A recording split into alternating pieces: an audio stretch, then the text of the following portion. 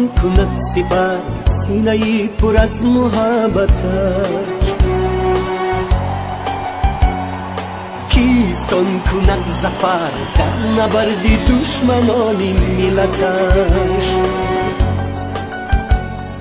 آن که جان به کف گرفته تن به تن بر عدو ستیز زد و به جان اهریمن آن که صبح و شام کشیده نظم صف خواند و قصیده و ترانه وطن